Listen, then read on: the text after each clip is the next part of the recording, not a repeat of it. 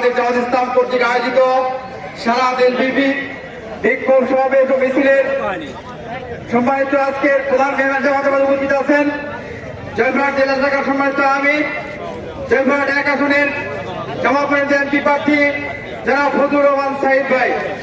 আরো উপস্থিত আছেন জেলা পর্যায়ের বিভিন্ন দায়িত্বশীল ভাই এবং বিভিন্ন পর্যায়ের দায়িত্বশীল এবং আমার একান্ত শ্রদ্ধাভাজন কর্মী ও দিনী ভাইরা। আসসালামু আলাইকুম ওয়া রাহমাতুল্লাহ।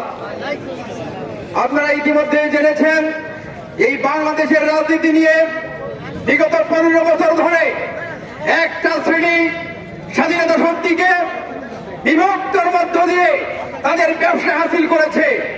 আরেকটি দল 24-এর আন্দোলনকে নিয়ে অলরেডি রাজনীতি শুরু করেছে। কখনো বলে মদিনার ইসলাম, কখনো বলে শরীয়ত বিশ্বাস করি না, এসব তালবাহানার মধ্য দিয়ে চলছে।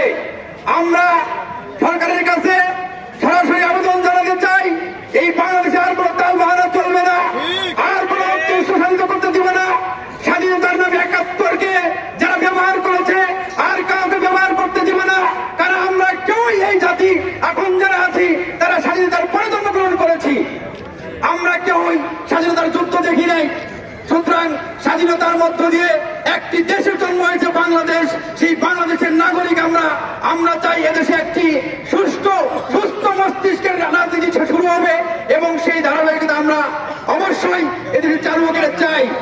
এর মধ্য দিয়ে আমরা দাবি জানিয়েছি বাংলাদেশে জুলাই সনদের জন্য গণভোট আয়োজন করতে হবে এবং বাংলাদেশে একটি সুষ্ঠু নিরপেক্ষ নির্বাচনের পরিবেশ তৈরি করার জন্য আমরা আজকের এই সরকারকে উত্তর আহ্বান জানিয়ে আমার কথা শেষ করছি। আসসালামু আলাইকুম ওয়া রাহমাতুল্লাহ।